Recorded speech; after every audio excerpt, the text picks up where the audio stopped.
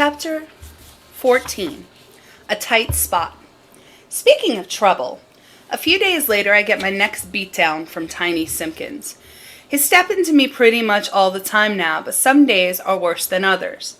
Like today, for instance. There I am, standing in front of my locker, minding my own, when I hear these voices behind me. I don't know, young, looks kinda tight. Nah, man, he's got it, no doubt. When I turn around, Tiny's standing there with his boy, Jerome Cleary. His brother Tony is there too. Tony's in 8th grade, and he looks a lot like Tiny if you added a couple of inches and 20 pounds of muscle wrapped in blubber. "What's up, Grandma's boy?" Tiny says. "What's up?" I say like always. "See, we got this bet going on," Tiny tells me. "My big brother here thinks there's no way you can fit inside that locker, but I say he's wrong." I try to get in chill mode, but on the inside I'm already hitting the panic button. Big time. I probably could fit inside that locker if someone really wanted me to, and I think someone does. I start to close the door real quick, but Tiny's already there to stop me. "Hold on," he says. "Come on, Tiny," I say. "There's no use pretending anymore. Why don't you just keep it moving, man, for real?" "Keep it moving?" he says. "Listen to this Bama. How about I move this upside your head?" Before I can do anything, he's picking me up like a human gym bag and stuffing me inside the locker. He gives me a punch in the chest too, and then slams the locker closed. When I try to stop him, all it gets me is a face full of door. My nose is smushed, my teeth are rattled, and my pride feels like the bottom of the boots of a guy whose job it is to clean up dog poop at the park. Yeah, like that. Meanwhile, Tiny and his boys are wilding out in the hall. I can even see little pieces of them through the holes in the metal. Then I hear Tiny say, "What are you looking at, Wong? You want some of this?" They start chasing Arthur down the hall, and that's it. I'm all on my own here. There's no handle inside this locker, and nobody bothering to help me either. What I could really use right now is some steel. Or maybe a crowbar and a little oxygen tank. My fear of cramped, tiny spaces that smell like sweaty shorts and stale socks is starting to get to me. This is jacked up. Chapter 16. Not now, Ray Ray. Meanwhile, back in my locker, nothing's happening. I can see people walking by, but nobody stops. Nobody even lifts a finger. "Hello?" I say again. "Hello? I know y'all hear me. Dang!" Then the door opens and Arthur's standing there. "Let's go eat," he says. That's it. Arthur knows what it's like. The last thing you want to do after something like this is talk about it. So we just head on down to the sugar shack and find a couple of seats. I'm not hungry, so I skip the line. Arthur busts out his chess set and the lunch he brought from home. His dad's a porter at some fancy Chinese restaurant. Today he's got a doggy bag chicken and an egg roll he breaks in half for me. But I don't want that either. I just want to get this date over with. So when Ray Ray Powell and his girlfriend Preemie come sniffing around, I am seriously not in the mood. "What up, y'all?" Ray Ray says. I just ignore him. Arthur does too. "You deaf?" Preemie says. She's the only white girl at our school and probably one of the shortest, too. I have no idea why she hangs with Ray Ray. She just does. She's from Chevy Chase, one of the whitest parts of the Maryland, D.C. area, and her pops was a crazy rich lawyer.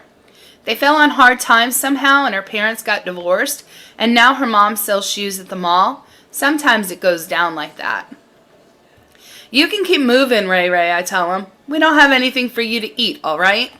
"You sure about that?" Ray Ray says, and steps in. I can see it coming a mile away. He's going to try to take another hostage. So I put my arms over the chessboard to stop him, but there's too many pieces to protect. Ray Ray snakes his own skinny arm in there and pulls a white bishop and a knight off Arthur's home row. Then he steps back, grinning like a fool. Now, if I was stainless steel, we all know what would happen next. Ray Ray would be straight mollywopped. But I'm not steel. I'm just me. And to be honest, I'm getting pretty tired of being me. I'm up to there with Ray Ray and Tiny and the Quashies and detention and all of it. So maybe that's why I snap like a one-eyed man with a busted telescope. You want something to eat, I say? Eat this! Then I pick up that half an egg roll and wing it right at Ray Ray's head. Some of it gets on his shirt, but most of it goes on the floor. I don't have a rocket for an arm. You'll never mistake me for RG the Third. Ray Ray looks at me like he can't believe it. So do Arthur and Preemie. Even I can't believe it. Oh boy, you shouldn't have done that, Preemie's saying. She's got her hand over her mouth and her eyes are all lit up like she can't wait for whatever's going to happen next. I've never seen Ray Ray really mad before. My heart's thumping like an 808 bass drum. So I throw my hands up to block anything coming my way. When he comes in swinging, I jump out of the way, but it's not me he's after. It's the chessboard. His arm sweeps the whole thing off the table and everything goes flying. The pieces, the board, my backpack, and Arthur's lunch. It makes a big noise and it even quiets down the cafeteria for about 3 seconds. Everyone looks like they're expecting a fight, but then they see it's just me and they go back to their business. Everyone except for Dr. Yeti. She comes out of nowhere and swoops down on our table. What is the meaning of this display? She says, looking all heated. Kenny threw food at me, Ray Ray yells. He took our chess pieces, Arthur says. Ray Ray didn't do nothing, Preemie saying. Ray Ray didn't do nothing, Dr. Y. But Dr. Yeti isn't listening to Preemie. She's staring at me and then at Ray Ray and then at me again. It's like sitting under a heat lamp, the way she looks at us. Both of you, Raymond and Kenneth, clean up this mess, and then I want you to report straight to the office. Toot sweet, she says. I don't know what toot sweet means, but it can't be good. Before all this, I'd never been sent to the principal's office for anything. Now I'm 2 for 2, and the school year's just getting going. I'm starting to think maybe this place is bad luck. No, scratch that. I know it's bad luck. Chapter 17. Dr. Yeti's really big, really terrible idea. Dr. Yeti has the office set up all different than Mr. Dial did. The desk is against the wall and there's a round table with some chairs in the middle of the room. She's also drinking coffee out of this huge mug with Muhammad Ali's picture. On the side it says, float like a butterfly, sting like a bee. Yeah, that seems about right. Here comes the sting. Can someone please tell me what happened, Dr. Yeti says. Kenny in a bad mood today, Ray Ray says. Kenny is in a bad mood, Dr. Yeti corrects him. That too, Ray Ray says, 'cause someone put him in his locker this morning. And I think, how does he know that? I guess he must have seen it, but still, I don't like Ray Ray getting inside my head. I'm sorry, Dr. Yeti, I say. I just kind of snapped. Don't tell me, she says. Tell Raymond. I get it over with quick. Sorry, Ray Ray, I say. It's cool, he says real fast. Sorry I messed with your game like that. I know he doesn't mean it, though. Nobody fronts more than Ray Ray Powell. His middle name should be Scam. He's a full-time faker. Okay, then, Dr. Yeti says. She's looking at her files now. Ray Ray, you've already had 2 detentions this year. And Kenny, you've had 1 as well. Not off to a very good start, are we? Dr. Yeti, I can't have another detention in my file, I say. You've met my grandma. She's going to kill me. I'm not even kidding. Dr. Y nods and looks at me. Then she sits back and thinks for a minute. I can't tell which way this is going, so I hold my breath.